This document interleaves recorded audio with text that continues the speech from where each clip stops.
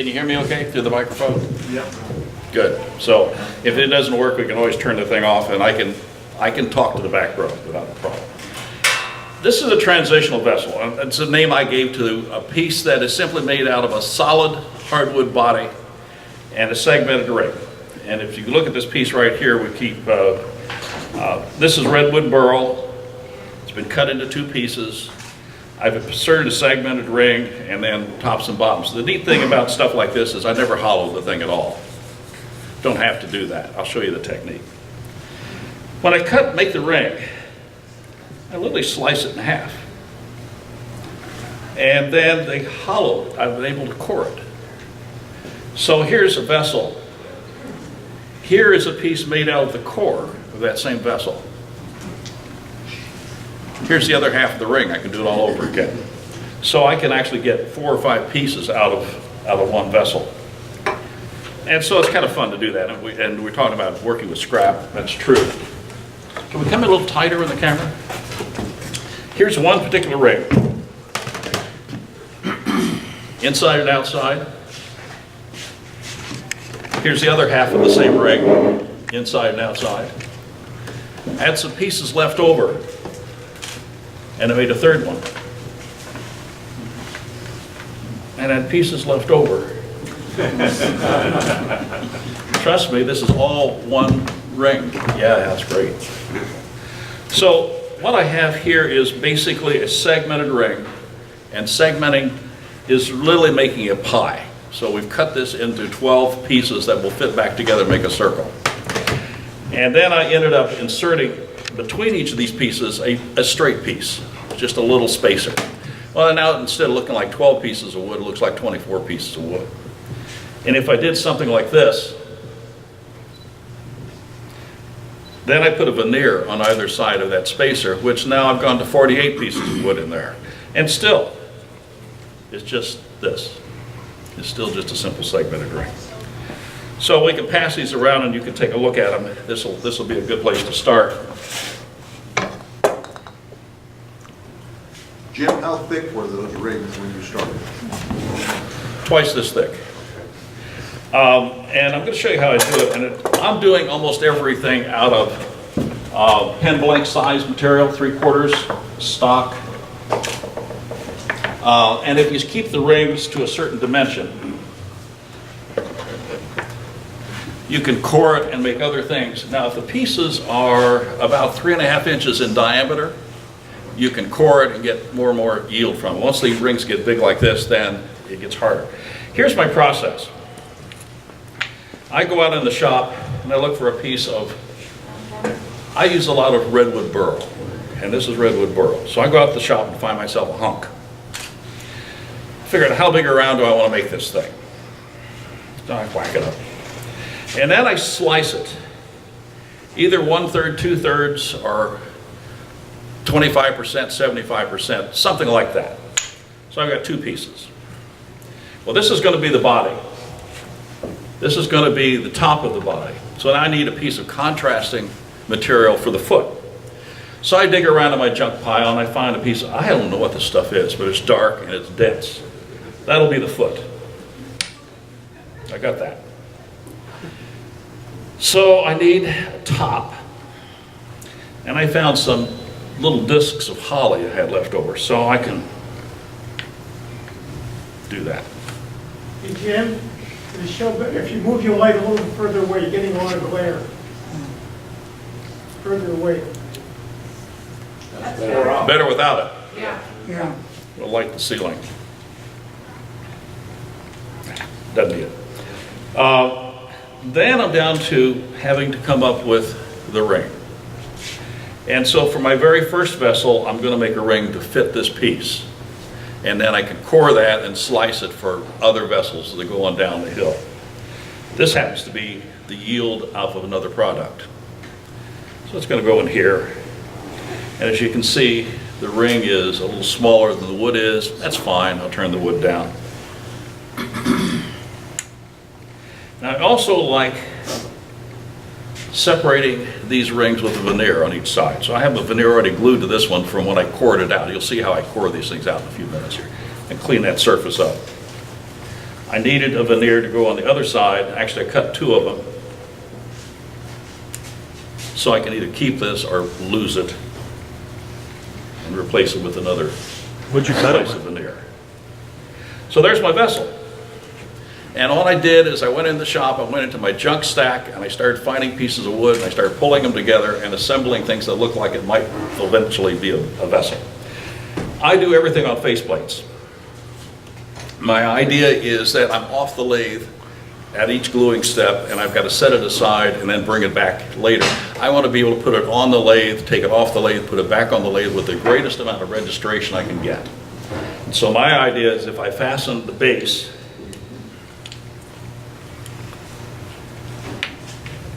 to one faceplate, build the top, either this way or add it later, on the second faceplate. I can then take it off, put it back together, work on it as much as I need to, and when it comes around to hollowing this thing out like a bowl is not going to be a big problem. And then gluing the 2 pieces together, I don't have to hide the glue joint. There's lots of glue joints in here anyway. It doesn't make a lot of difference. So this is where I'm going to start. This is the one, I don't know what piece I worked on, but this is the ring that was left over from one of the projects. So this is the first one I'm going to do. And through the use of what we call the magic oven, I'm going to glue this thing up, and then I'm going to set it aside. I'm going to take another piece, and we're going to go and glue it up to the next stage, and then I'll take another piece. So without waiting for glue to dry, I can keep moving through this thing. I think I've got 5 or 6 pieces prepped up here for us. So I'm going to build this one. I'm going to start it anyway. I'm going to glue that on.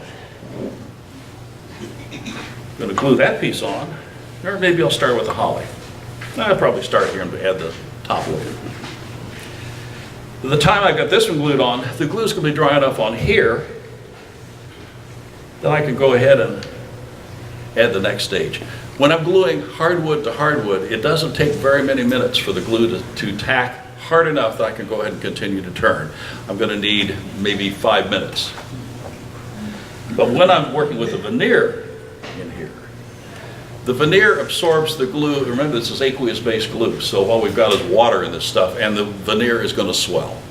And if I don't keep that clamped all the time that I'm waiting for the glue to dry, that veneer is going to pucker.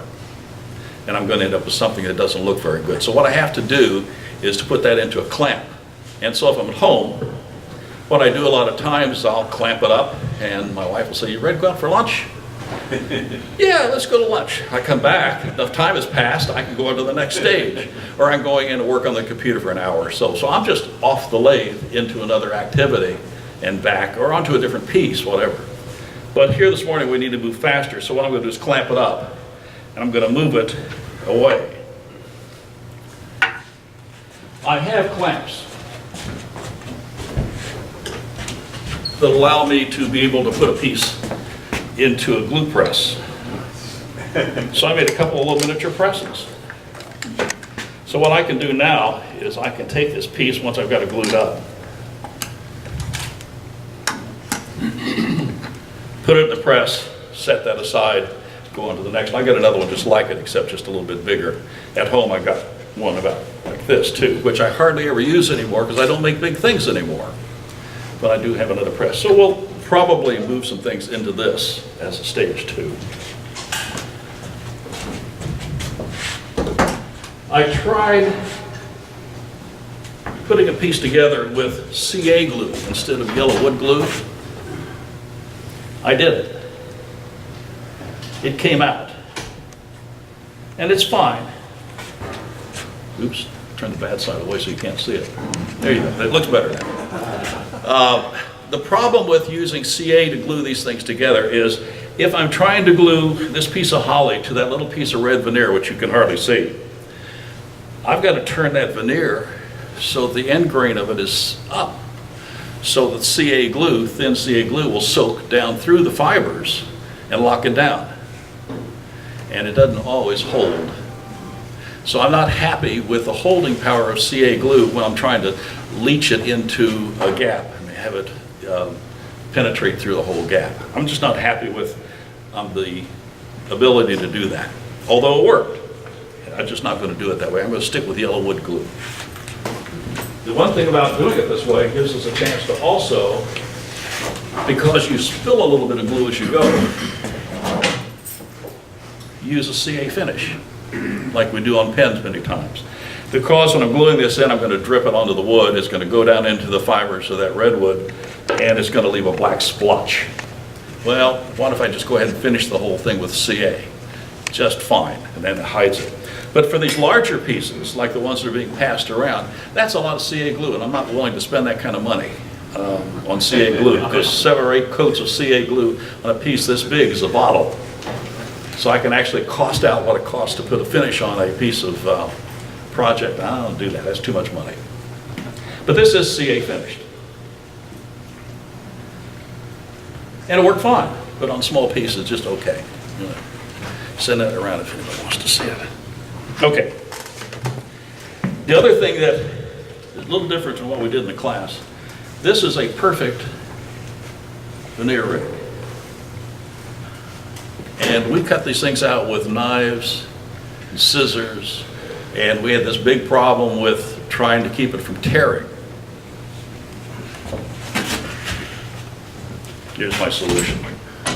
I just figured this out after having done these pieces for years. Here's a faceplate, flat piece of wood on it, and I've glued a veneer, taped veneer onto it. And so what I'm going to do is put the hole in it first,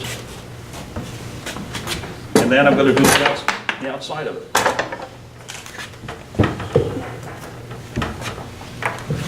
Well, let's see, how am I going to do that? What tool do I use? I need a skew chisel. Here's one laying here.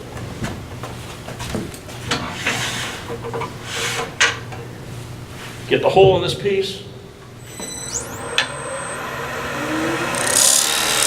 Done. It's just that simple to make a perfect hole.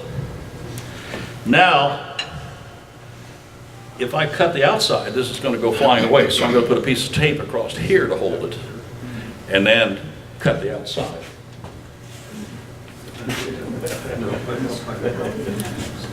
It's so simple. It was one of these things I didn't think about until just a few days ago. So now the piece is anchored.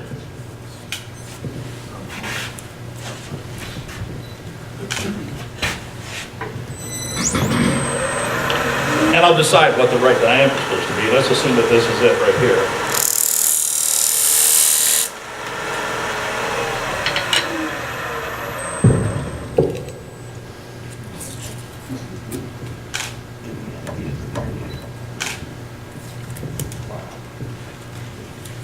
You can tell what's going to happen here, right? There's my piece. And I'll remove this piece of tape carefully.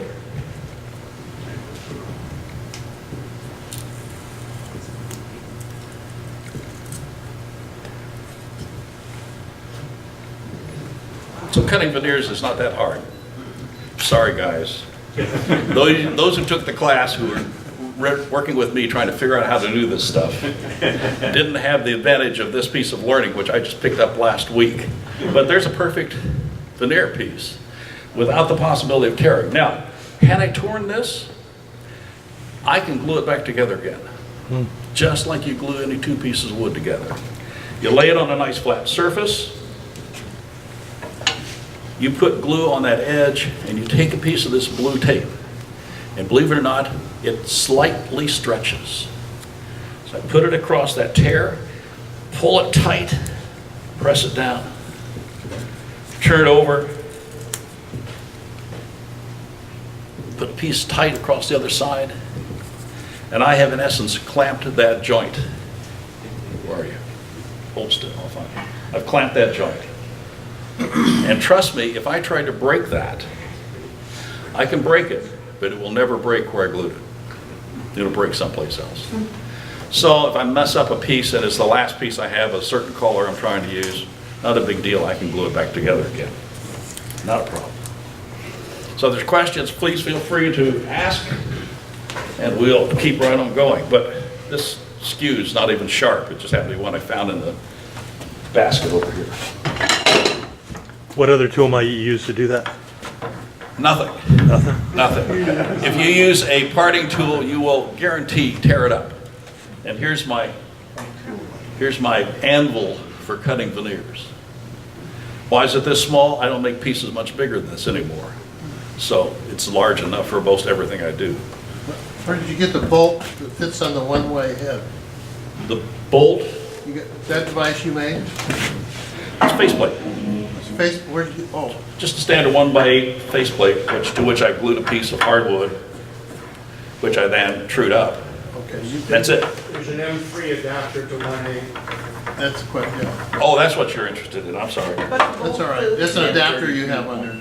Oh, it's locked on too. Okay, I understand. This is a 33 millimeter. I'm doing all these pieces in 1x8 just because I chose to. I could have done them 1¼ x 8, but I had enough faceplates that I could do it either direction. I just chose for smaller pieces to do it on a smaller faceplate. So we have an adapter here to adapt this down to 1x8. Got it. On the other thing I have that is a real tremendous aid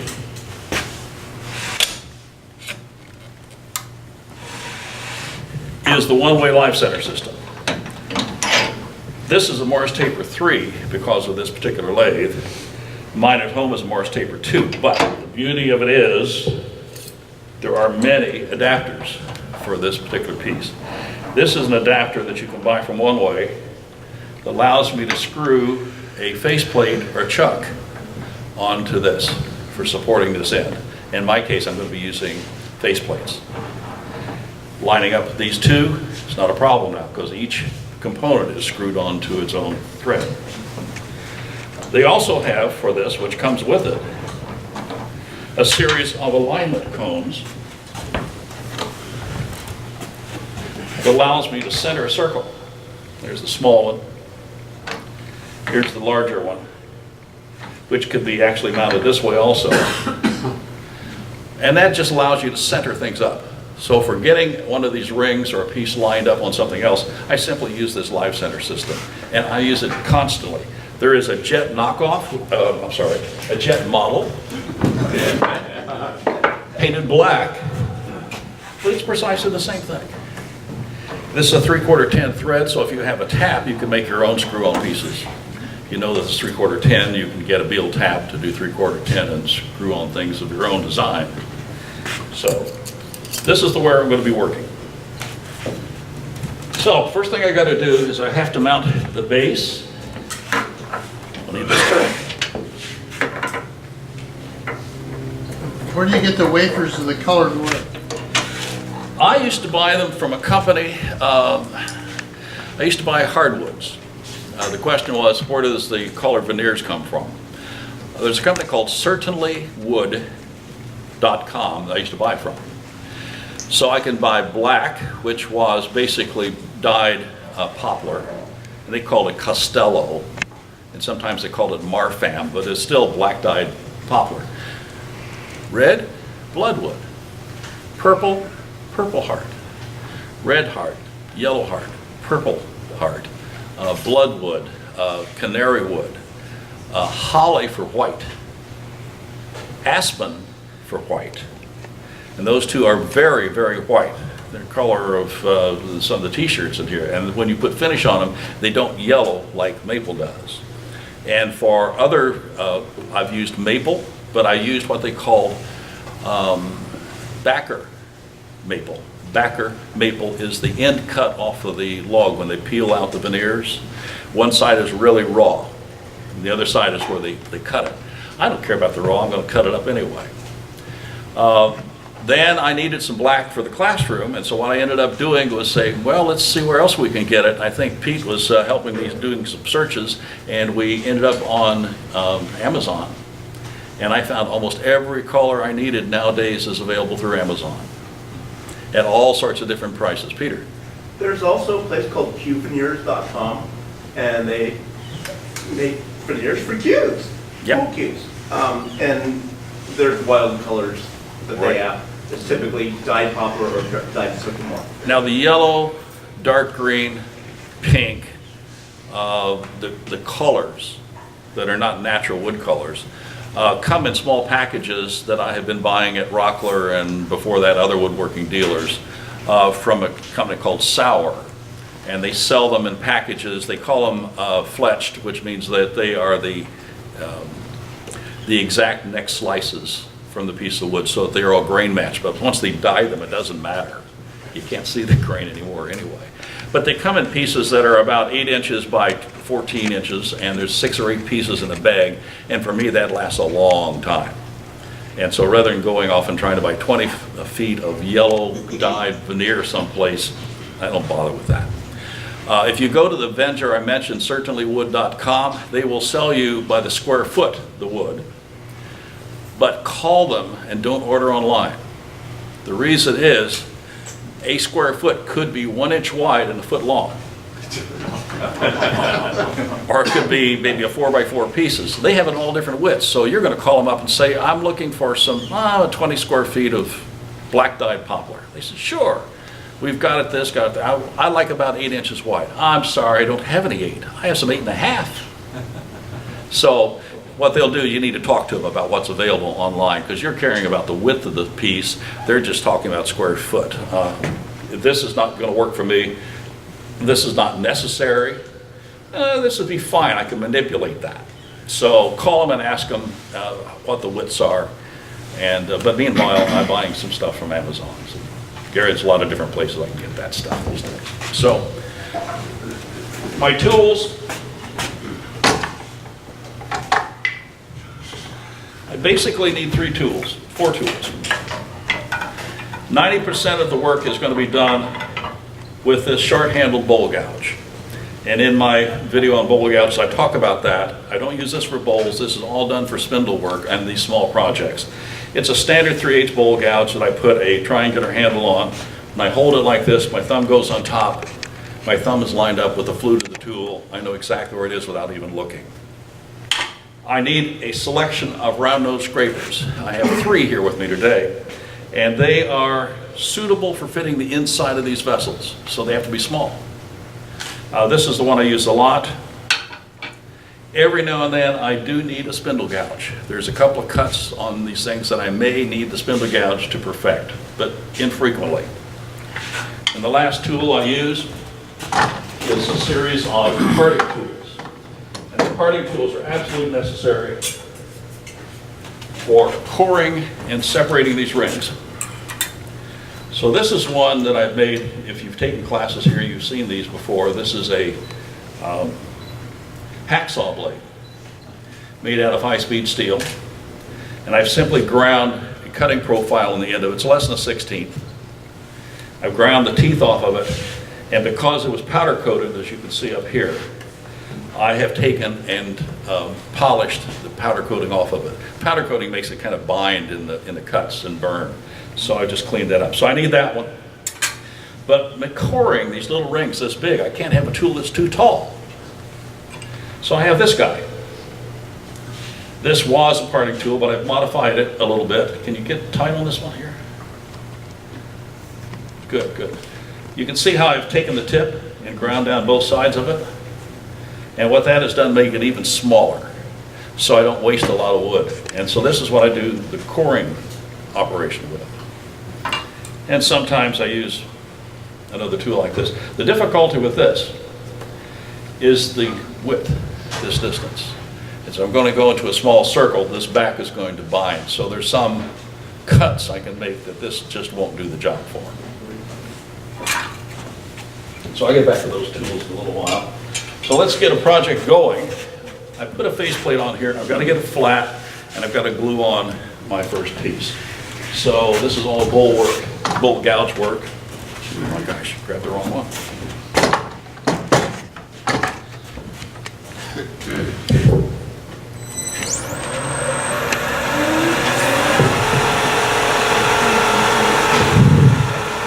That's about 2,000 RPM.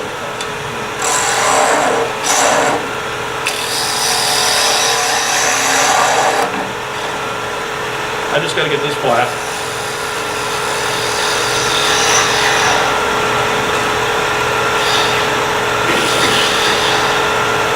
And a little trick I do is I don't really need it all flat. I I dig a little bit out of the center.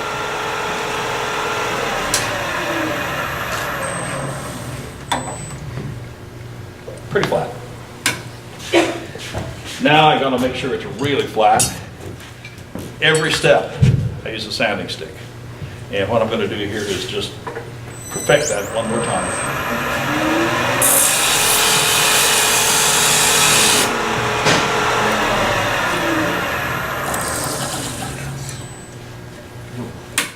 Ready to glue. So I'm going to put the base on first.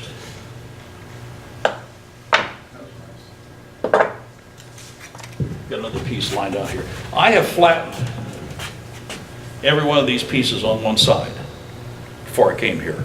I just used a disc sander, rub it around until it's dead flat. The other side I've marked where the center is. That just saves some time. So when I get these pieces and get ready to start working, I have everyone pre-flattened, center marked on every one of them. This has to go away because I'm going to use it for a lining.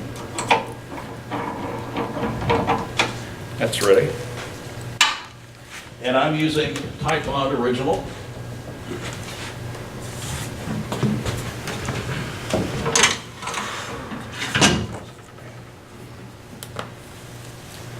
And I'm pretty liberal with glue. Glue is cheap.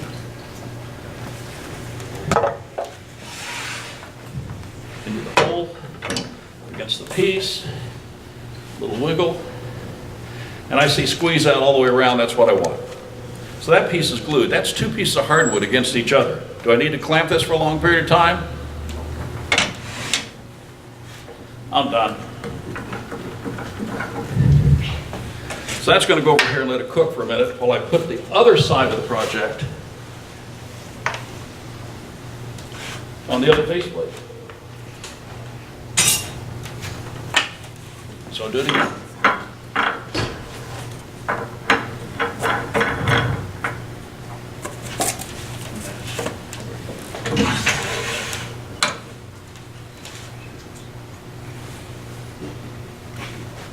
I think it's right there. It looks like this.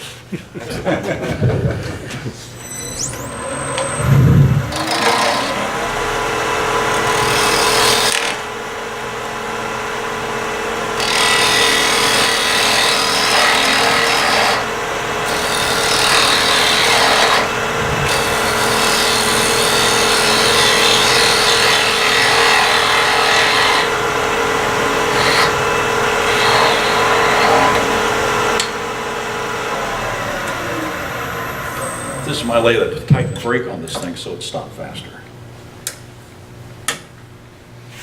Almost flat.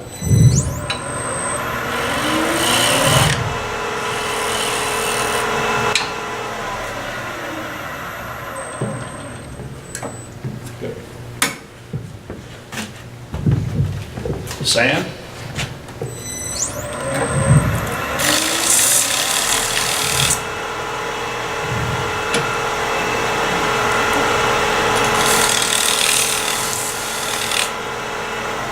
Now, one thing I did before I came, I put all new sandpaper on this stick, and it's just a piece of plywood.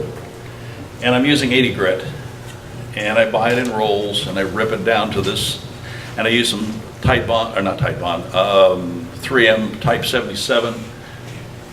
Glue this stuff on here, it'll peel right off, change it every few months. This will probably last me 6 months before I need another, because all I do is this, just flat. So now the other piece has to go onto here. This is going to be the top. I'll put the neck piece on later. Let's just work from this. So here we are back to gluing again. I'm using redwood burl for almost everything. It looks nice. When I used to sell these pieces, it sold well because I had a particular customer that bought lots of it as gifts because it's from California, redwood burl. It turns nice. And for finishing, it ends up with a nice surface, but it requires a number of coats because it's so porous. So standard finish on the two pieces went around probably is 8 to 10 coats. And I'm using Minwax Wipe on Poly. The first coat soaks in, starts locking the grain down, makes it a little bit harder. The second coat adds to the same thing. And then from 3 on through 8, it's just a matter of building, filling the pores, and getting the surface the way you want. Okay, that guy's on here.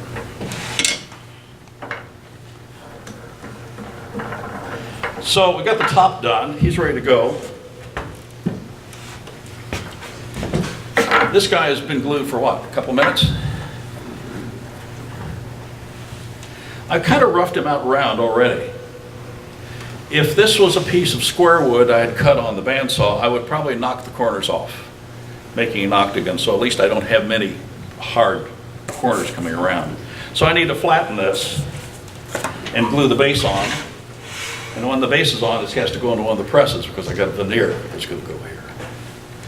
So I need to flatten.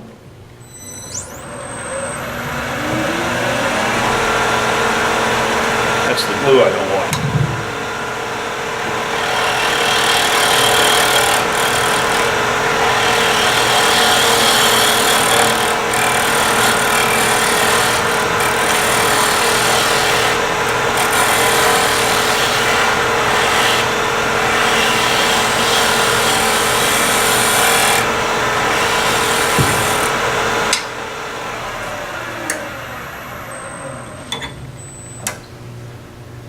A little high in the center.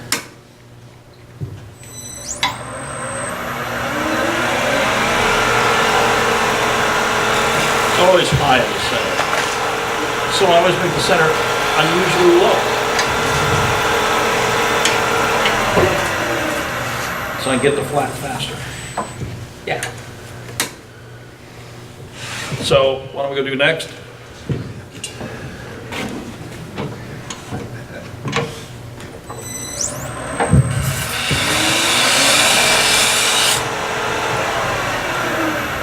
When I did this piece with CA glue, and I built one out of CA just so I could try it, it took me about an hour. When I build it out of wood and use yellow glue, it's 2 days just to get through all the steps on it. So this guy's ready to put the base on.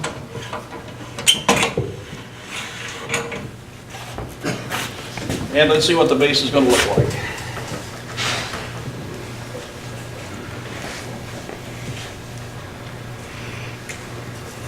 This is going to use green veneers. And eventually I'm going to put this ring in here with a green veneer that's already been cut in the way I just showed you. But right now I just need to put a spacer between that and what's going to be the bottom, so I'm going to do this. And once I glue this and glue this, I've got to put it into a clamp because I can't trust anymore. We'll set this aside.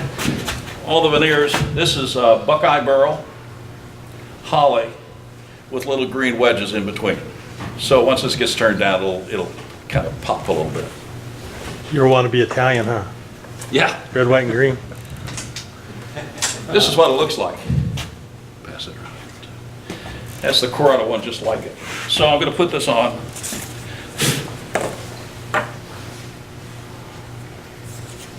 Again, pre-flattened, center marked. The yellow glue. Tighten it down a little bit.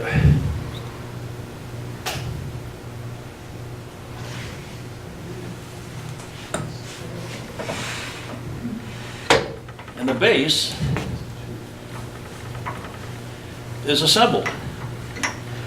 Now, that's going to take a while to dry. This is where I'd go to lunch, so I'll see you guys in about 4 hours.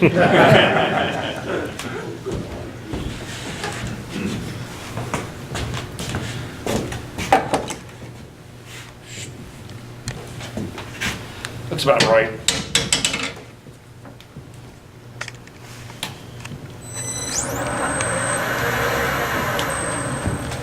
So, actually I can, you come over here.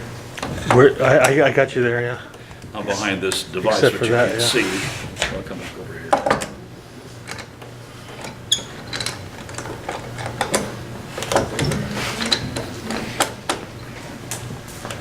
Okay, that's down, that's clamped. And now that thing is good till whenever our next step is. So that's why I have these little devices like this. So we gotta wait now for the glue to dry, or we've gotta go on to one where we've already done that.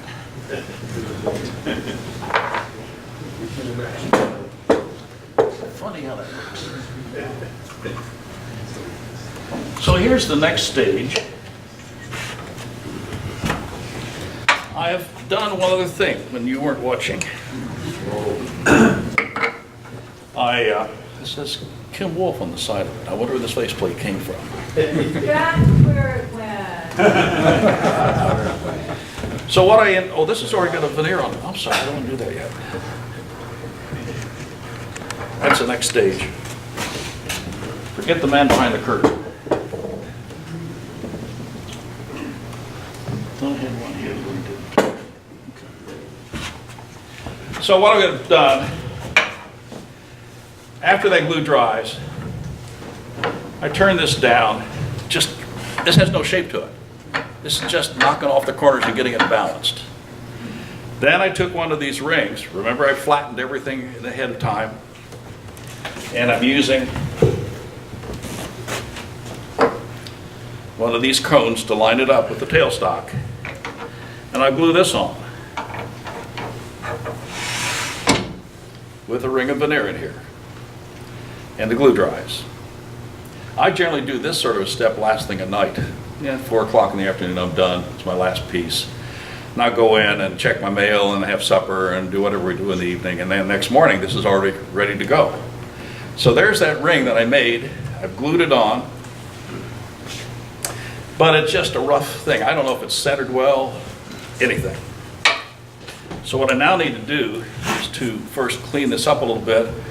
And then I'm going to separate it. I'm going to start parting these things into 2 pieces.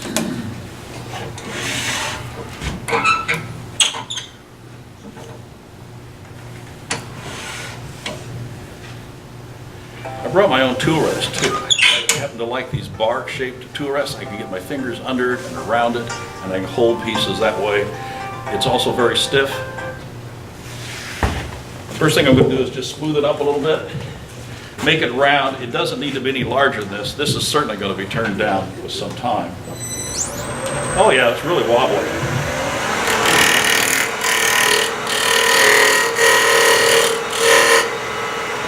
I'm actually not even using that.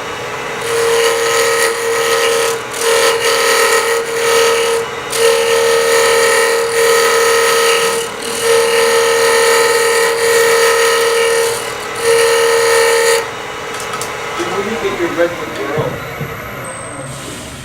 Ask again, I didn't hear. Your redwood burl, where are you getting that from? The source I have for it isn't available anymore. And so I'm working off my supply that goes back a few years ago. There's a guy up in Marin who I used to get it from. Jared Commode knows who he is. He gets his from the same place. Don had 500 acres of forest land donated from his family. It's in the mountains. His sister has the next lot, which is another 500 acres. And his source of income was to bring out a redwood tree, pull out the root, cut up the burl, and sell it. He lives totally off the grid. And so I think when I run out of stock, I'm probably going to stop doing this kind of a project. I've probably got another year's worth of redwood bone dry now after all this time. So my friend is not generally available, so you've really got to pay for it when you get it. You know, next to the beach, there used to be a redwood burl place that, Redwood yeah. bear carving store. Yeah, the guy with the chainsaw that carved it. That's not necessarily burl, that's just plain straight grain redwood. If you look at redwood burl and you look at redwood and you smell it when you cut it, it actually smells like 2 different species of wood. It behaves like 2 different species of wood. And it works like 2 different species. If I use straight grain redwood, I would have tear out problems, I would have all sorts of issues. We made a piece for Aramont one year in the club. We replaced a piece on the totem pole outside of the entrance. We had to make 2 discs, and I had to do a 20-inch disc out of redwood to replace one of the pieces that our club had donated for that piece. It was the biggest daggone job in the world to get a clean cut on a piece of wood going like this. It's redwood. Cuts fine, tear out. And the final solution was sandpaper. We really hadn't sanded. Okay, so I've got it round. Now I'm going to slit this in half, but I don't want this piece to go flying, so I'm going to prevent that. I'm doing what I complain about every other demonstrator doing, looking around for things.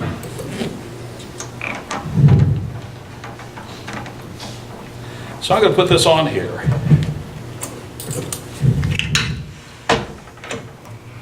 So when I part this off, it's not going to go anywhere. It's just going to stand there. I don't want a lot of pressure on it.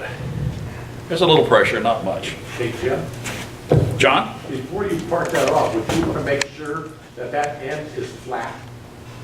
So that you could take that end and turn it around and glue it to. I could.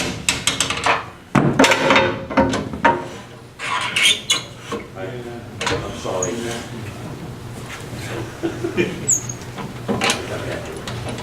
But John makes a point. When I part this off, this cut in here is not going to be perfect. If I make this side here perfect, then I'm ready to go on to the next project without having to go back to this sander again. I could do that, yeah. I don't normally do that, but it's fine.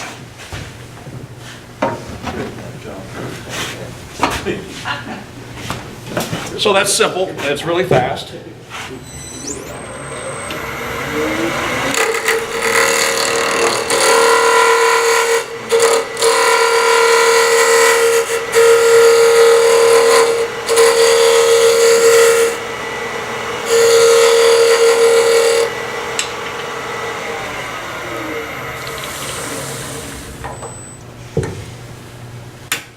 Got it. Oh. Why not go ahead and sand it along here?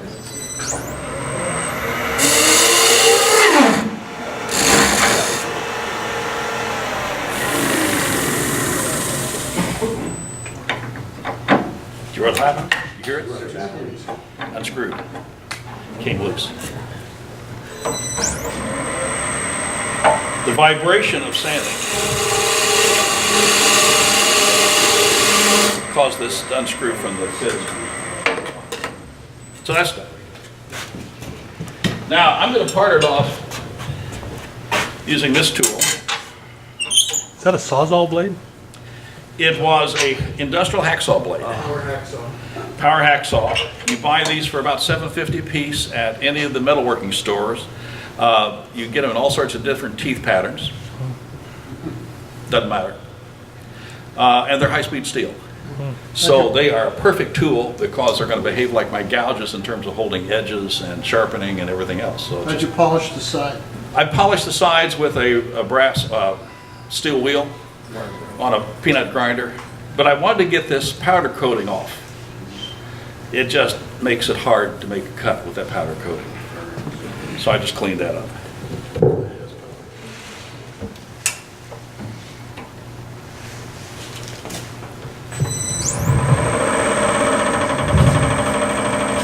That's because the inside of this is not perfect. I don't care.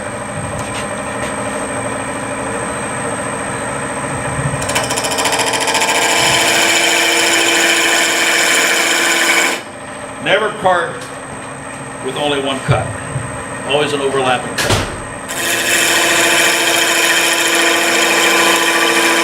So I went over half a tool width and made a second cut. Back to the first one. Second one. First one. There it goes.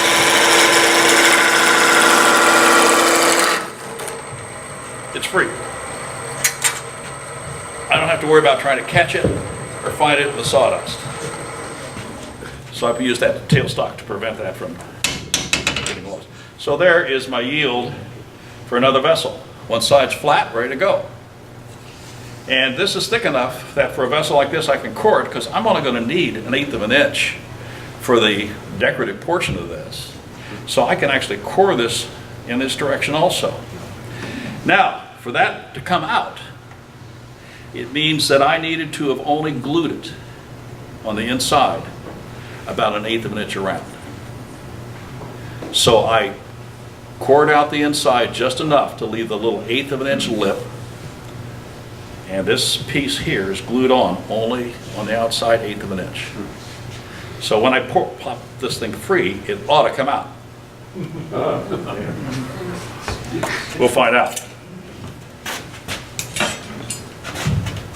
This is where I go to a different tool,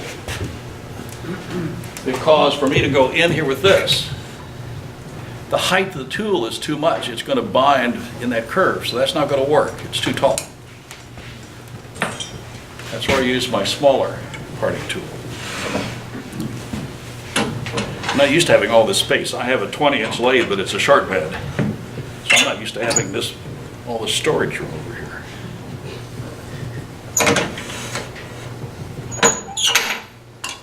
And I'm not used to working in a one-way, which is hard to lock. If you use their standard little small holding device, it locks easy. That's a custom-made one you have there.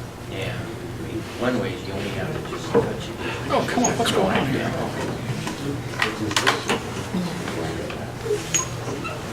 That's what I like about it. It's locked a minute ago.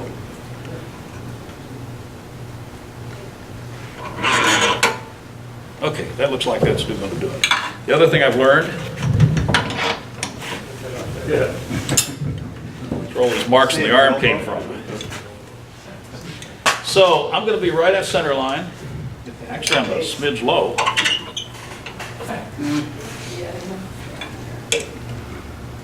This goes.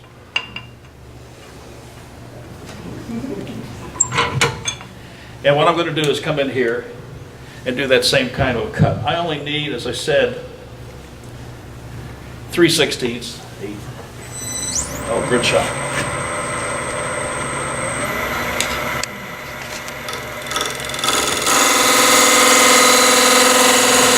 Overlapping cuts.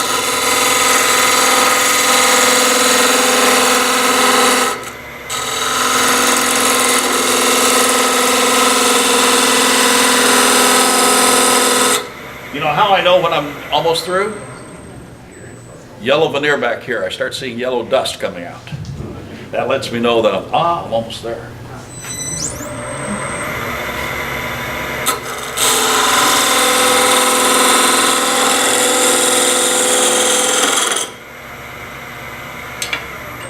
But you already hollowed out this redwood before you've done all this, right? Can you see down in here? Jim, there was a question you didn't hear in the back. So you've already hollowed that thing all out to that, No. Just enough that this ring will get a bite. I see. And if you, well, actually, I have hollowed this deeper than normal. I don't normally hollow any more than a 1/2 inch or so, just a little bit. And you leave it like that? Yeah. Okay. You just Now I'm going to hollow. Yeah, you're not making a hollow. I'm not making a hollow form yet. I'm just getting this ring out of here at this Yeah. moment. So now I want to make sure this edge is flat. And I have this for the next project.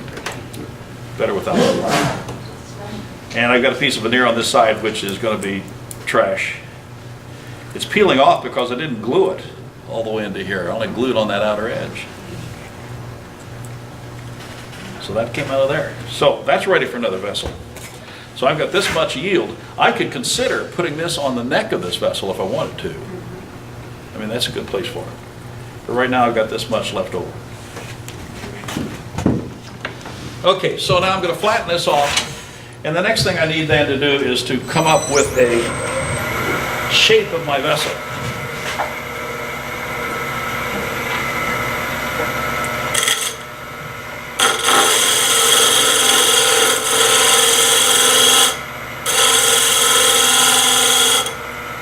And I didn't do that before because I don't have all that much to sand. It just took a second.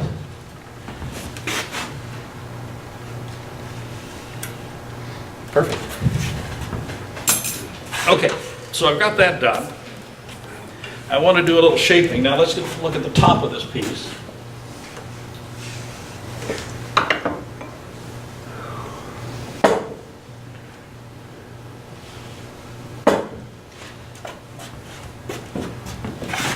I need to get this side flat. Then I'm going to clamp these together and I'm going to create a shape. Then I'm going to hollow each of these out. So I want to get this flat real quick, clamp these together, we'll take a short break, finish buying out that nice piece of, there's a beautiful crotch piece of walnut I saw back there. Bob tells me it's going to take a little bit of manipulation to get a good yield out of it because there's some cracks in it, but it's a good crotch piece.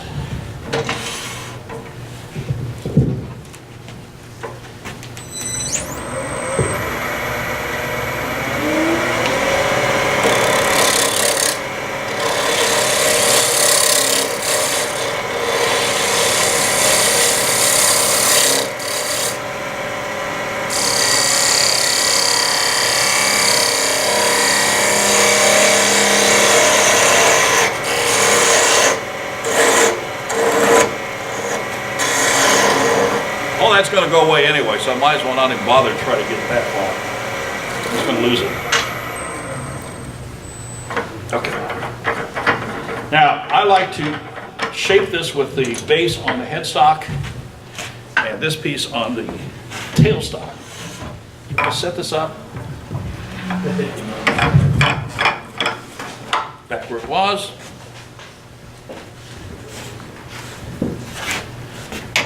Live center. Don't want this. Do want this.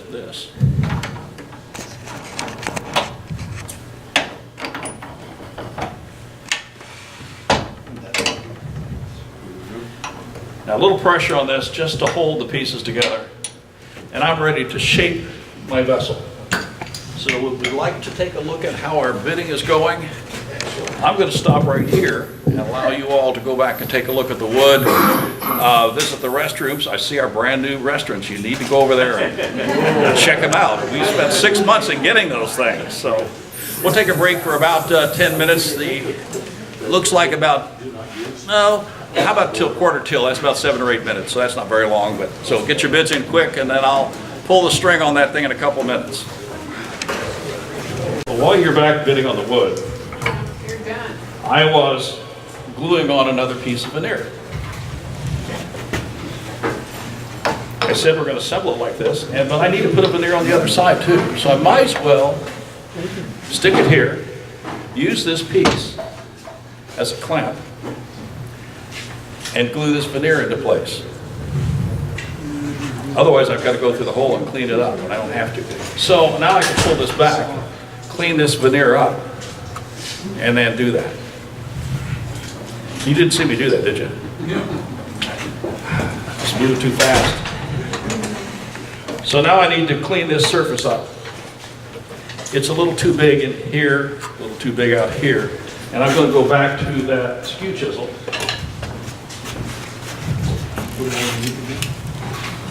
And just clean this up a little bit.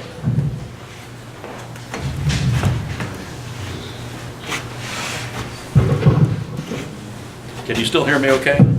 No? Yes? Okay, I hear the breathing through it. That's probably not breathing. Well, I didn't get it very centered. Doesn't matter.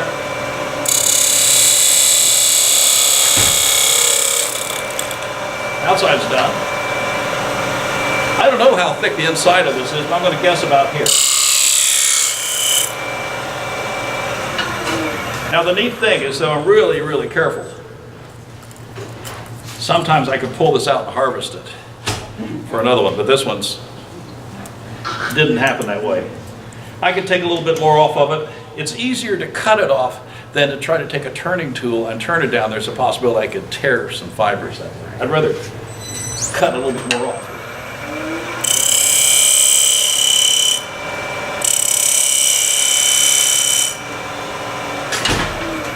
So what I've done is cleaned up the second veneer to some extent. But now I need to do some shaping. Jim, could you also use a diamond tool for cutting off? No, stick with the skew chisel. The diamond tool starts getting wide faster than the skew chisel does, and it will start reeving those fibers a little bit more. It might work. Trust me, this is a little safer way. So now I've got my pieces, base, veneer, redwood burl, veneer, half of a ring that's been hollowed, top piece, and I'm ready to create some shape. I have no idea what the shape of this is going to be. Now, I have a kind of a little bit of a hole in here simply so I can get that ring on.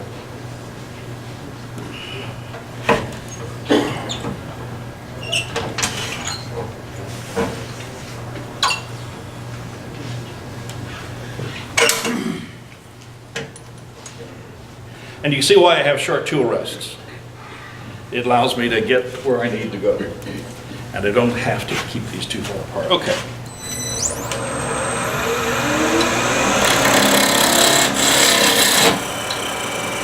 A little more clamping pressure, I guess.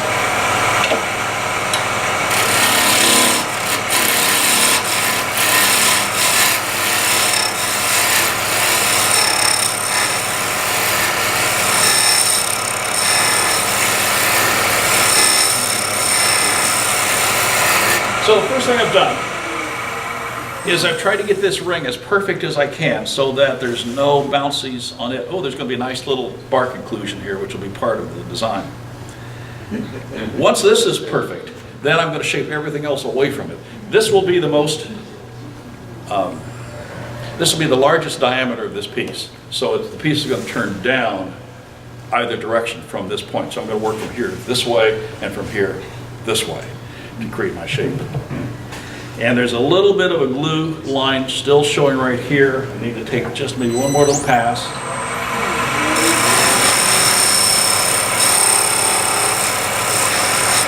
Okay, so now that's done, and now I'm going to shape the bottom.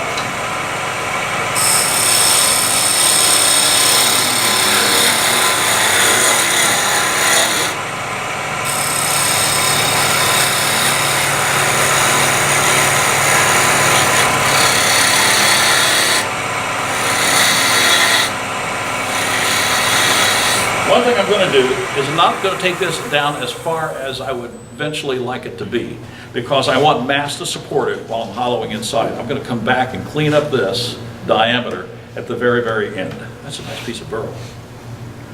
Okay. So now go the other way.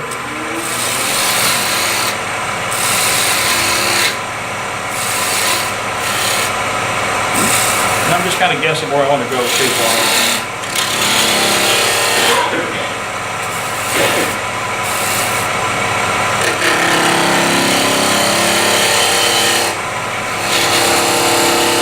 I get a sense of the piece now. I don't know what this is exactly right yet.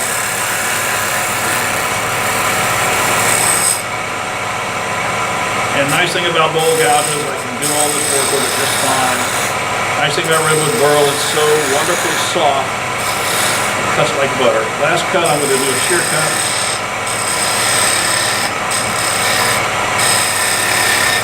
Well, heck.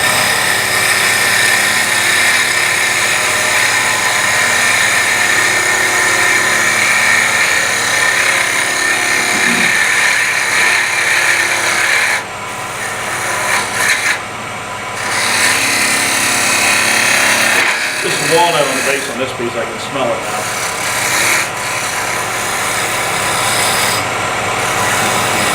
I'm trying to get any little bumpies out of the thing, seal the edge. This is too big, I know that. And this is too flat, I know that. And at home, I would probably play with this for 5 or 10 minutes trying to get this shape right, because this is really important. No matter how fancy you make a piece, if the shape isn't right, all the work and decoration is just a waste of time. Because your eye goes to the shape, it sees that, and then everything else is gilding a knot lily. This has got a lot of bark inclusions, which I think is going to be kind of nice if I can. This will have to come in tighter. But my next step now is to take these apart and make the inside match the outside. Never hollowed through the hole, including now. So,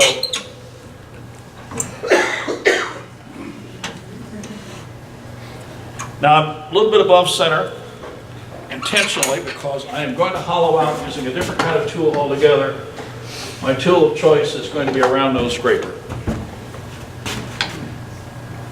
And I don't see any reason why I need to get a hollowing tool down into this piece. And I certainly can't get a bowl gouge down in there and have it hold an edge. So that'll work. Get this out of the way.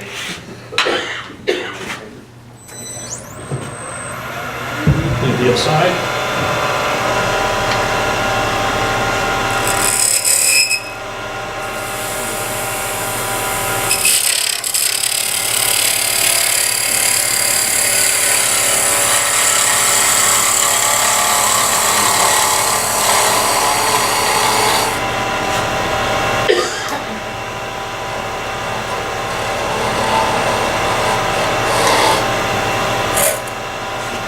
Just about done.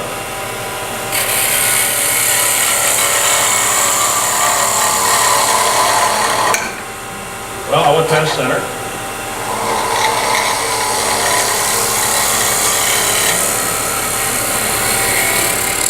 Last cut is always coming out. Looks less aggressive. The inside shape is sort of like that. It's almost conical. I don't have to worry about wall thickness down here because I can break this down to anything I want to now because I know I have this kind of shape down inside.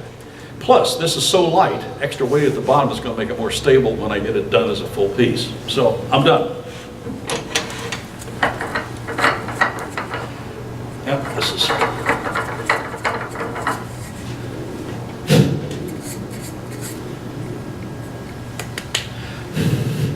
I'm not going to sand this. To me, that surface is perfectly fine. Hollow the top.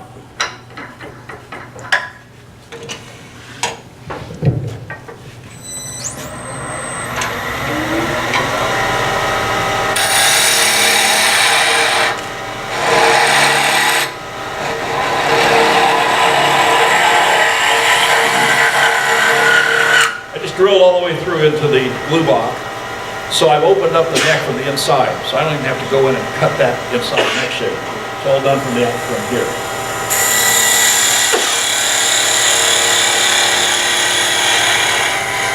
Little flare to the neck. Now I have to determine what this wall thickness needs to be. It needs to match the other half. So I will size this up either by eye or with calipers if I want to.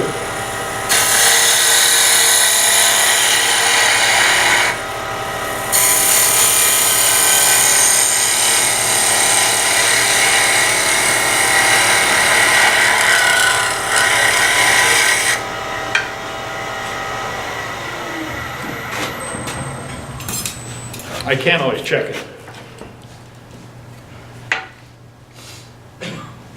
Hey, Jim, Yes. is your scraper Right negative on. rate? No. This one is. I do have a negative rate scraper here. The way I do that, the scrapers are all ground at 15 degrees just because I choose to. And then to get the negative rake on the top, I turn it over like this on the grinding wheel, and just a quick pass on the wheel at an arbitrary angle. Generally, it's something like 5 degrees or something, but it's not a specific angle. I don't know if you can get the glint on this just right and see the negative rake. This will provide a nice finishing cut if I want to go back and recut it.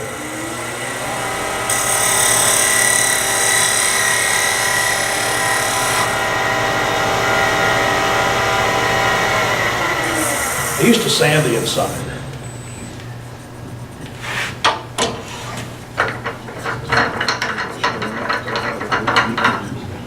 Send this around. That's right off the scraper. And I'm not going to sand that. So now the next thing I'm going to do is to put both these pieces back on the lathe, glue them together. Like that. Funny how that happens. Instant glue. And actually the foot changed color too. So what I've done on this, I've left it on the lathe and Jim, what do you use for your glue blocks? Are it just maple or something, or? I've got a little maple, I've got a little ash, I've got a little bit of all sorts of stuff here. But the key in glue blocks is it has to be a cross grain piece. never end grain. Because I put screws into it to fasten to the faceplate like this, and it's end grain, they could pull out. Plus, I'm going to glue something on the other side of that, and if it's end grain, it's going to soak up the glue differently, and it's not going to be the best grain. So always use a cross grain piece for your glue blocks. Screws hold it better, I can glue to it better. This one's actually even cracked, it's all busted up. I don't know what it was. This looks like poplar. This looks like maple. But anyway, the piece is done. It's been glued together. I went in the house and watched the Warriors game, and now it's the next morning. And here we are, back on the lathe. A little work to do here.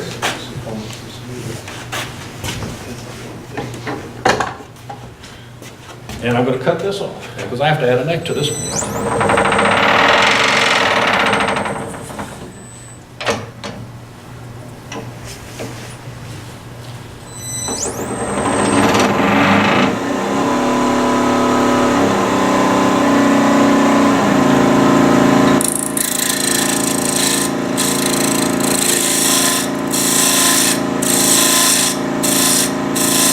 So, when I glued these two pieces together, either they slipped a little bit or something. They're never perfect alignment.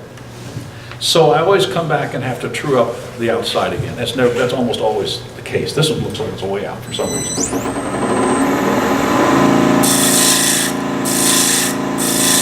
Again, flatten this first.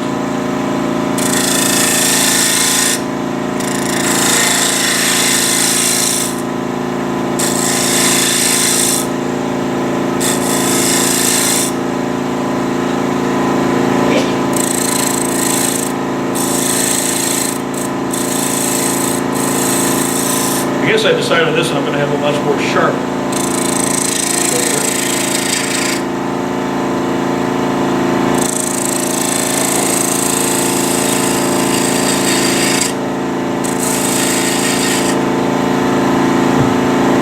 So the outside pretty much is done.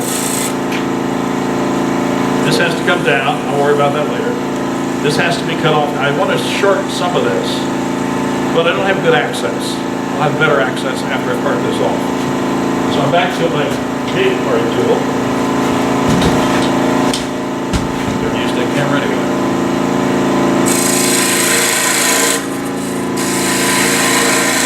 Overlapping cuts.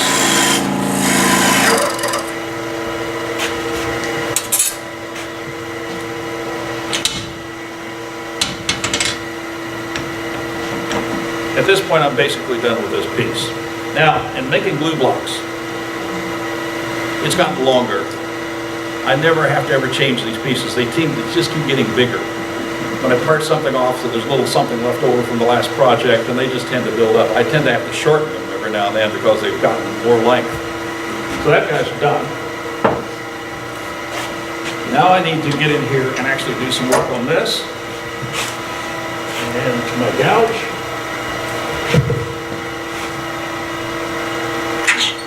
Rest is too high.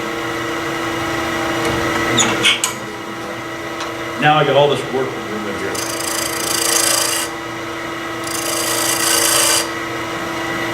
I'm only supported by this. I have veneers, I have a hollow vessel. So I'm at the point I want to make some really light cuts. A little horsing on this thing is not a good idea. And this is going to be the neck. I may bring it in just a little bit more. Like that. And flatten it because I have to glue something onto the top.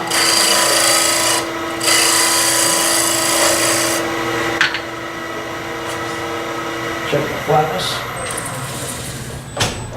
Okay.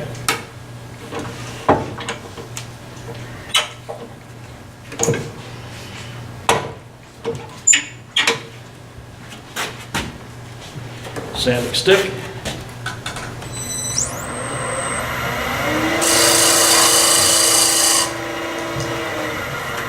And I'm ready to add whatever I'm going to use for a neck. I could use contrasting wood with veneer behind it. Oh, let's see what I've got laying around over here. Might be something useful. Who knows what I've got? was I planning on? Oh, I was planning on a piece of Cocobolo. Because I've already got it mounted. This case, I screwed the neck on, I glued the neck on before. You know why I used this Cocobolo here? Because it was on that glue block left over from something else. Honestly, God, that's the truth of it. It was already there. I said, what the heck? It looks like it might go with the base. So I flattened it, put a veneer in here, glued them together, and now I'm going to part it off on this side of the neck and complete the piece.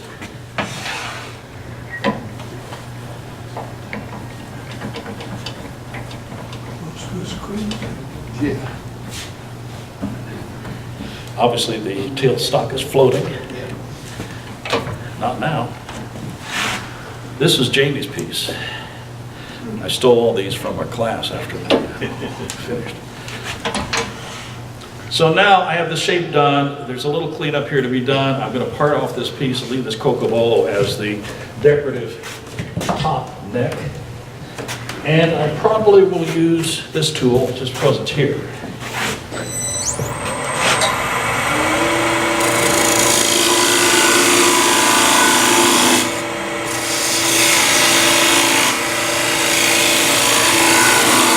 So I've started, but I'm not going to finish. Because any cleanup done here now's a good time. It's well supported.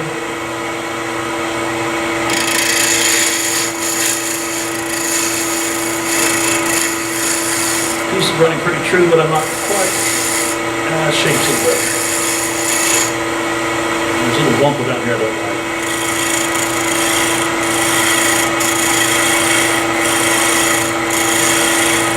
Spent a lot of time looking over the piece at something behind it so I can see the shape of it. Yeah. Now to separate it from that glue block.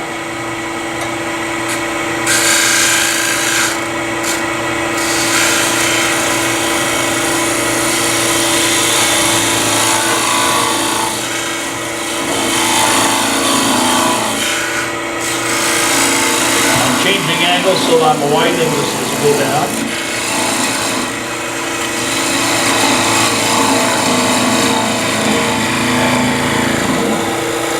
Yes, we're through.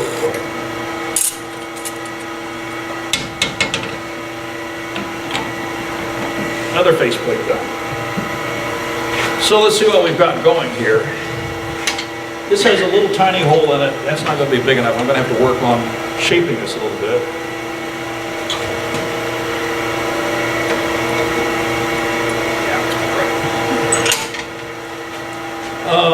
I think I don't want a flared neck.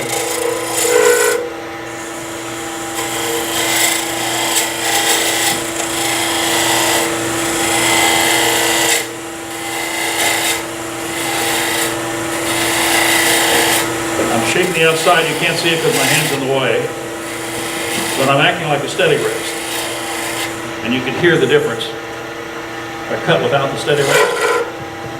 Now, this is very flexible wood. I'm going to hold it while I shorten this. I think it's too long.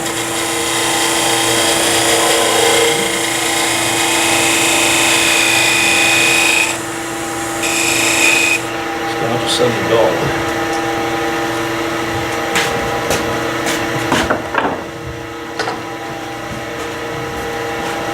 I think I hit a screw head earlier in the demonstration.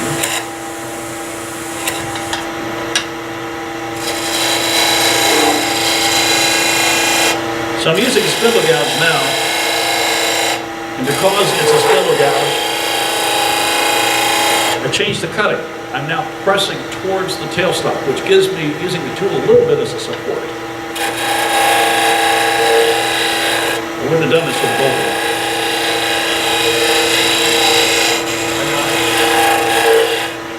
Still, I think I want more shape on this neck.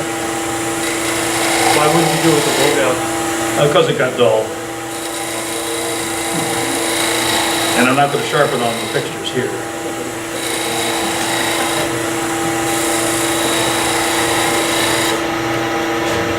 What do you think? much? That's okay. But it's not okay inside, so I'm gonna have to open it up a little bit. What are we doing time-wise? It's time.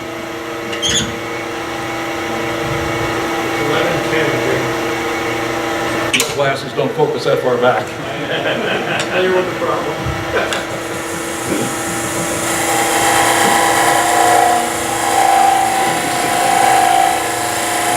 I'm actually doing hollowing. I have a tool for this at home, which I didn't bother to bring, of course.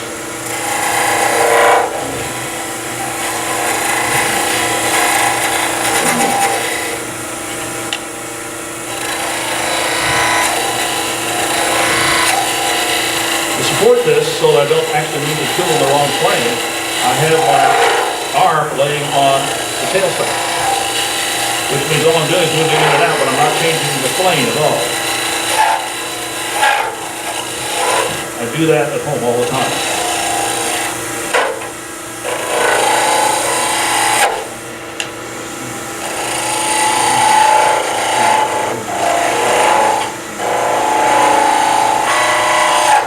I think I want it a little thinner than that. Still looks a little thick.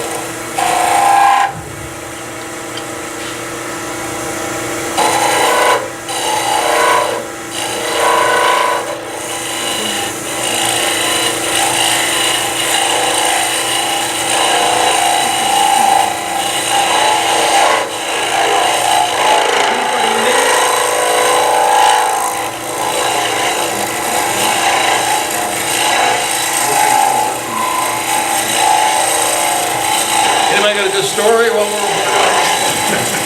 hollowing is this sort of thing. You sit there and watch chips fly, but you can't see what's going on. Me neither. Not deep like this. Not deep.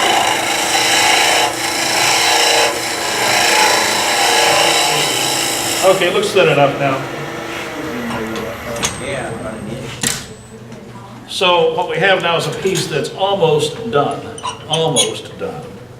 I need to do some sanding and some finishing. But before I do that, I'm going to put a parting cut at the bottom of the piece to establish where this thing ends. I've got to decide how thick this base is going to be.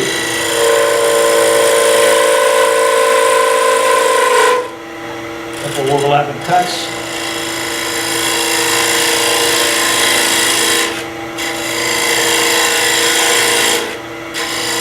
Several overlapping cuts. Now, the purpose of this serves two things. One, allows me to get in here and sand the foot all the way down to the bottom edge.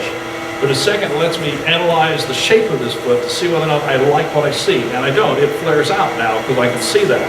And I don't want it to flare out. I want it to be a continuous line.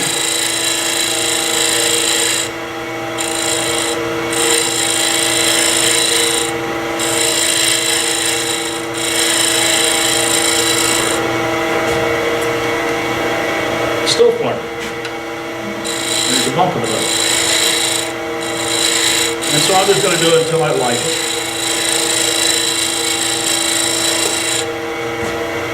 That's good enough. So at this point, I would call the piece, from a turning point of view, done. So what I'm going to do next is perfect any other things that need to go on in this thing with sandpaper. Honestly, with sandpaper. And I use two things. Strip paper. That's all I need. This is 180 grit, and we have dust collection set up here. We have dust collection set up here. It's set up. Oh, yeah. I haven't turned it on yet.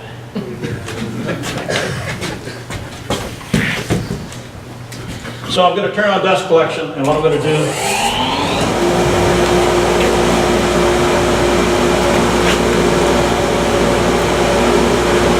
I'm going to do a little sanding, And what I'm really doing here is blending out any errors in tool use at 180 grit. It's redwood burl. It sands pretty easy. I'm starting with 180. Now I don't like this curve here very well. I can fix that right here.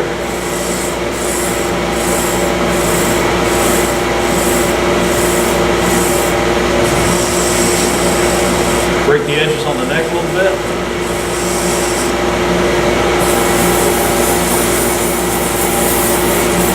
And this is my process with every piece. And I generally start with 180.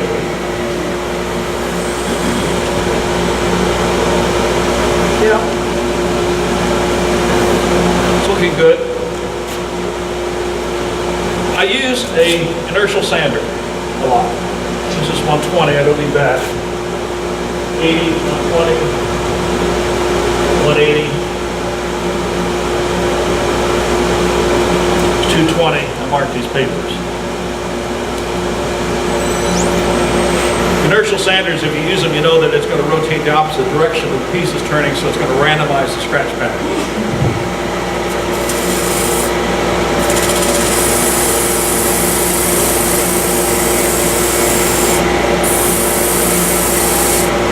Even at 220, I can make slight changes in the curve here.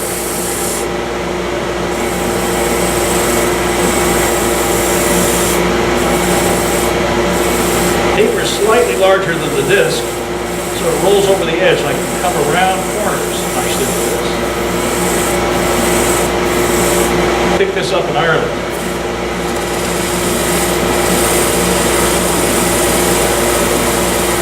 And there is a little bump in the base. It's going the wrong direction, so I'm literally 220ing it out.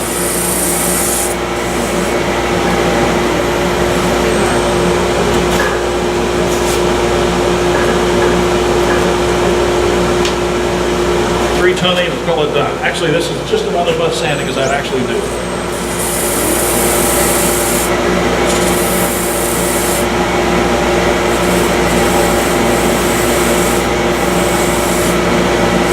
So it's sanded.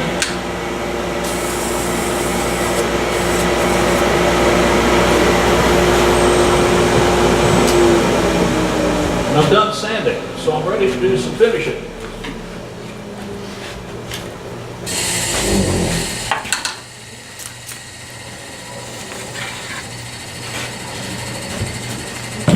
My finish of choice has always been Minwax Wipe On Poly, and the answer why is one, I like it, and second, I know it, which means that I can use it in a way, and I know how it's going to behave.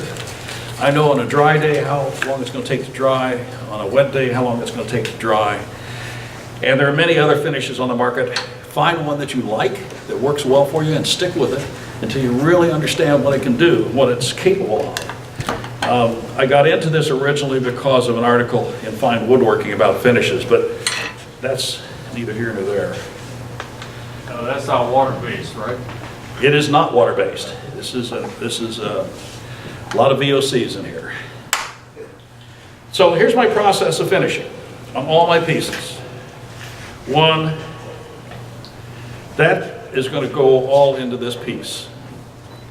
And the way I'm going to put it on is with these little makeup sponges. I buy them at CVS or one of the other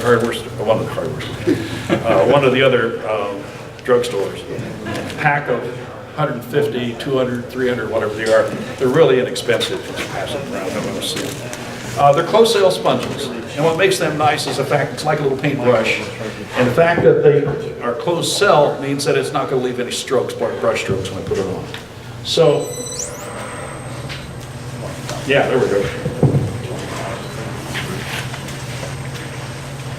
What's lovely about this first coat is how you begin to see what the real color of the wood is.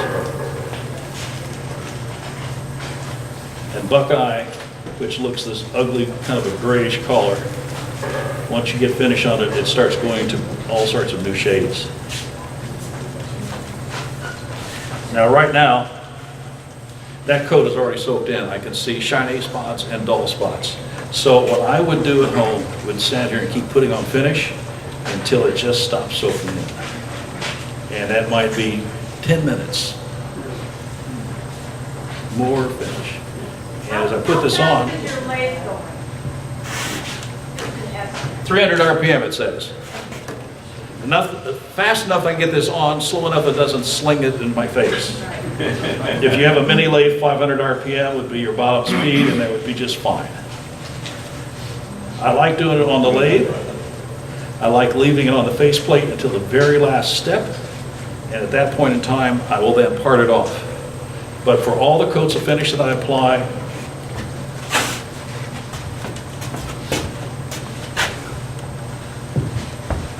I leave it on the faceplate. I have a roll of blue shop towels on my desk all the time. And after I've got as much on as it'll take, I wipe the excess off.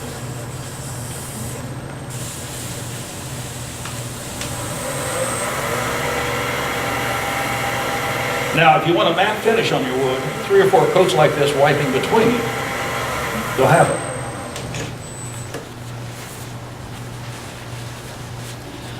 Right now, we have 1 coat, and that's what it looks like. After about 3 or 4 coats,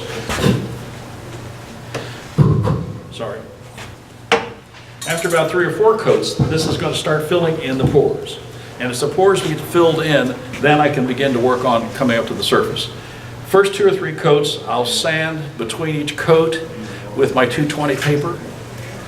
Take the finish all the way down to the wood, another coat, sand down, another coat, and so on. What I'm doing is filling up the potholes. And as soon as they're level with the surface of the wood, then I can start building my finish. And I'll put a coat on and I'll start sanding between the coats with 320, eventually to 600, and 4/0 steel wool. Now steel wool is different than sandpaper. Sandpaper is a series of rocks glued to a matrix of some sort, so you're digging grooves. You're digging smaller and smaller and smaller grooves. Steel wool is like a whole bunch of razor blades all wrapped up together, and what it does is slice across the finish. It doesn't leave the scratches like sandpaper does. So as I'm trying to get towards my final finish, I'll steel wool between coats. And then the last thing I'll end up doing with the pieces you've seen here, I'll go to the Beal buffing system and buff those things to the finest polish I can get to them. And then paste wax. How long do you wait between coats? Depends on the season and the weather. Right now, because it's kind of a rainy weather, probably tomorrow. As summer, I can get 2 and sometimes 3 coats on in a day. Drier conditions, warmer conditions. I'll set this outside. I might actually set it out in the sunlight. It'll dry in the morning. I can put one on in the afternoon, and if it's still sitting in the sun by the end of the day, I might get a 3rd coat on before I go to bed. So how many days does it take to put 10 coats on? Sometimes 3 or 4 days. In the winter, it's going to be a coat a day, so I'm going to be at this thing for 7 to 10 days. So there is a transitional vessel in the process of being finished. We have one that can come off of the glue pot. After this is done, I've got to get it off of here. In my process of removing these, here we are, back on our tailstock again. I'm not going to do it because I'm not trusting the vacuum system here. But I'm going to put on a vacuum chuck. Turn it on, check the gauge pressure. If it's looking good, part it off. And while it's hanging on the vacuum chuck right here, I will then go ahead and finish up the bottom of this thing. Remember, it's sticking way out here, so I got to be very light on those cuts. Harry. How do you prevent crease marks from the plastic vacuum space? It doesn't leave much. I don't see it leaving marks, but if it did leave a mark, remember I have 10 coats of really hard finish on top of this, not on the wood. And then I'm going to buff it after I've got it off of this faceplate. So I still have a chance to clean up any little surface blemishes like the vacuum chuck might cause, just at the buffing stage. But right here, that's my process for removing the piece. These chucks I made, I've also made them with an acrylic base. This is a 1 1/4 by 8. You recognize this. This comes from the hardware store in the plumbing section. And these seals are from Michael's. That's that closed cell foam that you can buy in, 11 by 17 sheets. They come in all different colors for kids to make little projects out of, but they're just perfect for here. Buy the glue. When you buy the sheet, there'll be little tiny bottles of glue right next to it. And you put this stuff on with that glue, set it on the flat surface and let it dry overnight. I think it's probably just white glue, like woodworker's glue, but I don't know that. So I use their glue. And there's one for different size. Something with a larger opening. Here is one that's flat. And this is a rubberized surface. I put some mold release on this thing and let it dry. And then if it's sitting dead flat, it will self-level.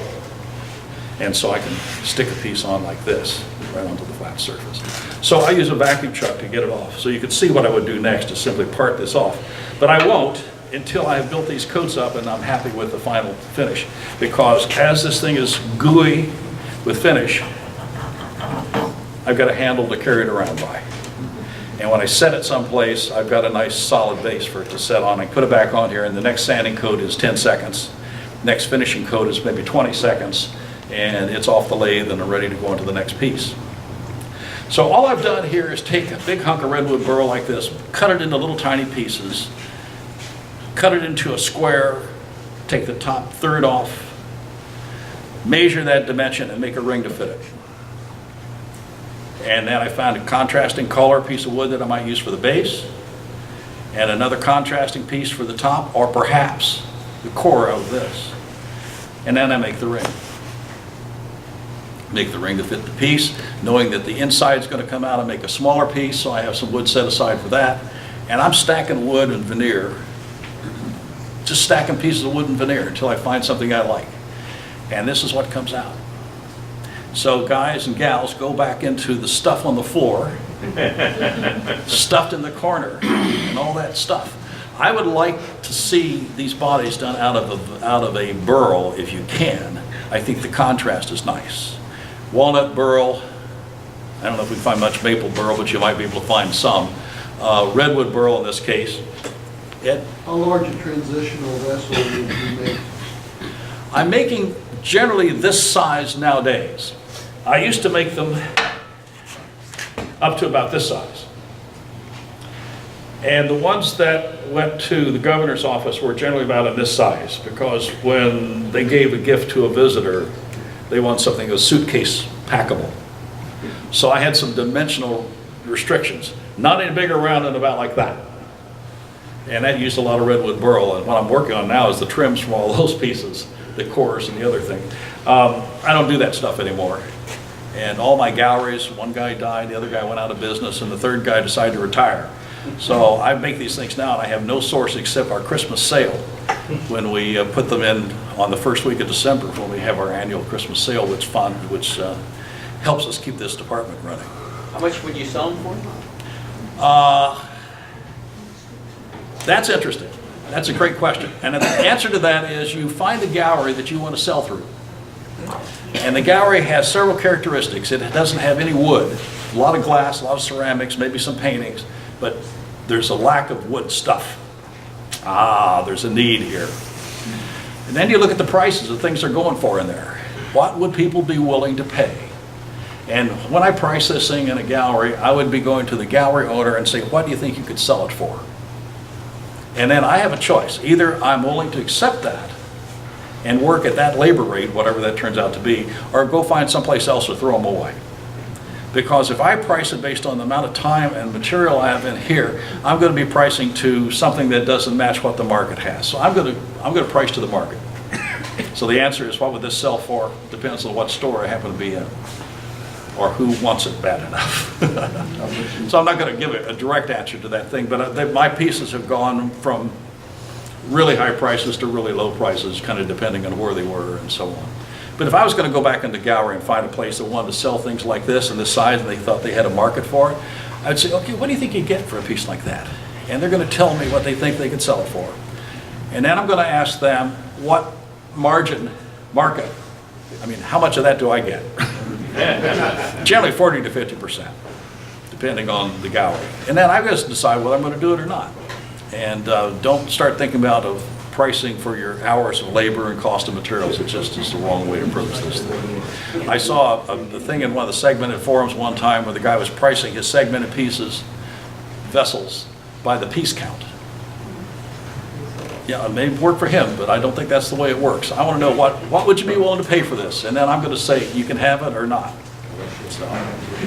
So that's all I got to share with you today. I'm willing to answer any additional questions about any aspect of turning, either related to these kinds of objects or others. Questions, anybody? When you Yes. bust it, do you go through all three? No, I go through the first two. I use the Triple E, which actually takes a lot of the shine off, but it leaves a very nice smooth surface. And then I use the white diamond, which then brings that shine back really nice. I do not use the carnauba wax. I don't use it because I'm going to put a paste wax on later, and I think the carnauba actually dulls the finish slightly, in my opinion. Maybe it's my wheel's out of shape, I don't know. So I just go through the two, and then I let them sit for a day or two, and then I put a nice paste wax on. I'm using a microcrystalline wax. Mine happens to be called arbor wax, which you can't get anymore. But you can get Renaissance wax, which is a microcrystalline wax. It won't degrade your finish or change the colors of your pieces. It's very expensive, but you use very little. And it makes it so when somebody picks it up and touches it, it feels nice on the finger. And it also, with the wax on the top, it eliminates the need for fingerprint removal. Do you ever use that Triple E shine? The Triple E wax I've used on tool handles. When I used to make tool handles for all my tools, it's a wax and the Triple E compound mixed together, and that was my final finish. I'd rub that stuff on and then buff it out and call it done. That was a tool handle. I didn't want it real shiny and slippery. Other questions? Yeah? Shellac on the inside? Sure, if you want to. Yeah. On these thin wall pieces, by putting this stuff on the outside, it's soaking all the way through. It's soaking all the way through. What I used to do is I have a bottle of shellac that I make up with a little brush in it, take and just slop some on the inside right before you glue the two halves together. And that seals the wood. You want to always balance the surfaces inside and out so that as moisture affects one, it affects the other one equally. Otherwise, you're putting the wood under a stress for any hollow piece of John. How about car wax, you know? You can use car wax. I don't. I use arbor wax. It just happens to be the one I have a whole bunch of cans of. I bought it right before they stopped allowing it. The DOT won't allow it to be imported from Australia anymore. So I bought every can I could find, and I have a lifetime supply. Yeah. Jim, let's say you didn't do that out of a burl, and you did it out of a regular piece of wood. Do you do end or cross? I want it end grain this way. I have a piece back there that was done out of maple. The body is very plain, and it's a nice look. But recognizing that your contrasts and so on are going to look different, and so you have to think about, you know, what your decorative pieces. I've done them out of solid woods. John, again? The craft fair, you were saying you sold it, what did you sell it for at the craft fair? Or what did, I mean, Anna, what did we get for pieces like this, or did we sell any? It was 45. 45, 50 bucks in that range? Yeah. Again, our craft fair is not a gallery, so we're not going to get the same kind of prices if I found that perfect gallery to put these things in, and I just haven't bothered to look around. But They were on the instructor table, so they were like 50. yeah, we got a little bit more because we had a space for the work that we as a team have done. Yeah. Other questions? Yes? Have you ever heard of using suntan lotion to preserve the color? God, no. I don't know what's in. Well, suntan lotion is made up of a lot of different things depending on the vendor, and so I have no idea what kind of material would be in here. One of the things about this Minwax and all these other things like that, whether it's a bale insoluble finish, Watco, all these things are very, very similar. They consist of three components. One component is a volatile organic material. That's the liquid in there that stinks. The second thing it has is small pieces of urethane floating around in there. The third thing, it has an evaporatable nut oil of some brand, typically tung oil or linseed oil. Those two will evaporate to total dryness. Certain brands of walnut oil will evaporate to total dryness. It has to be very purified. The stuff at the grocery store won't work. It's not pure enough. And with those, I'll get you in a minute, Mark. When you put that stuff on, and they talk about food safe, if you still can smell it, it's not food safe. Once the VOCs are gone and there's no smell, what's left? A digestible nut oil and plastic. So it's food safe. They all will be food safe once they are totally dry. Now, Balin's gets extra for the salad bowl finish, and the formula is basically the same three components. You will not go to find the data sheet on any of these things and find all the right answers. It's all secret formulas. My standard joke is it's sort of like Italian salad dressing. They all got the same components, but in different mixes. Mark? You were mentioning the Renaissance wax instead of the Cardew. Are you talking about with the Beal bucket system? No, put it on by hand.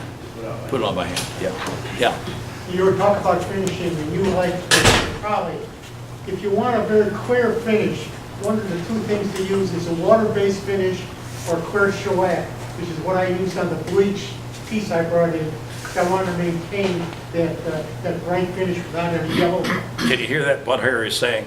Water-based finishes are really great, but they have their own characteristics that you have to learn how to work with them a little bit. If you're going to put them on a long, flat surface, brushing it back and forth like you would with another finish isn't the way you need to do it.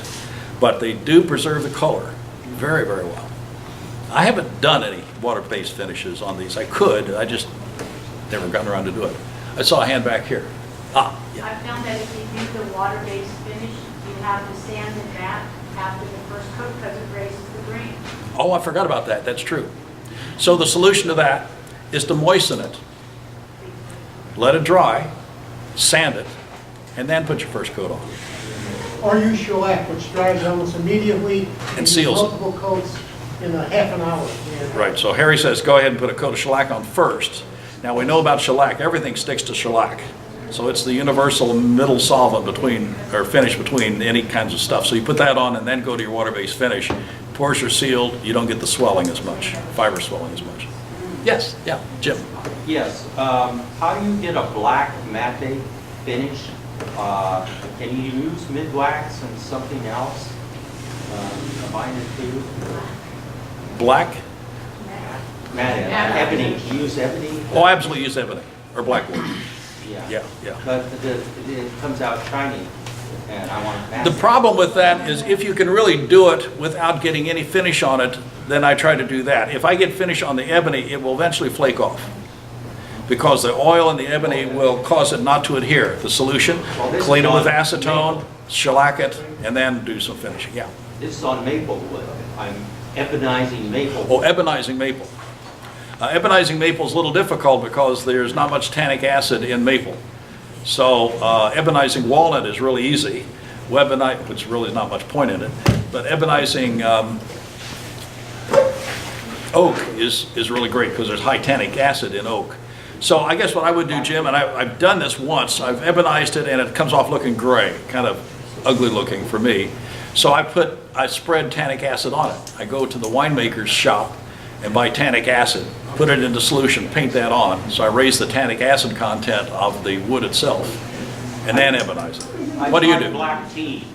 Black tea? Yeah, 10 tea bags, boil it, and put it in a jar for 3 days. And then paint it on the maple, and then try to do it. It doesn't come out a matte finish. It is darker.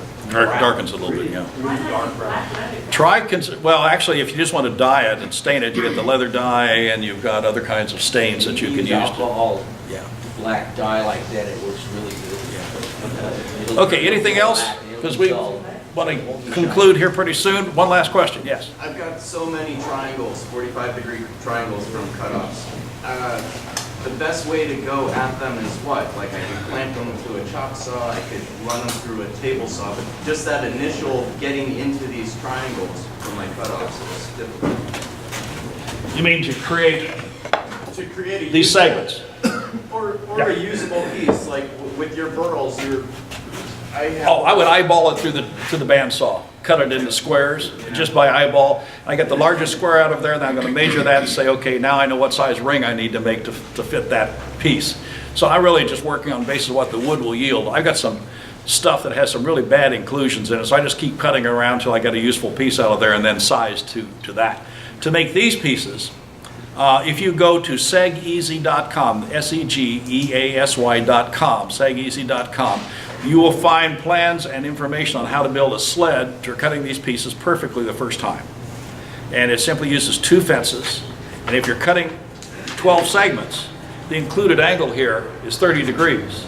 And to set that angle, you go to the office supply store and buy one of those $5 30, 60, 90 triangles. And there's your 30-degree included angle.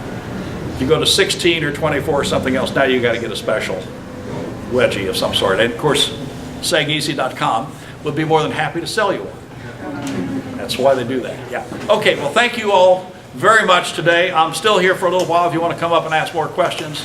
It's always fun to be with you in January. I hope I can continue to be in the case of being able to keep coming back. Thanks.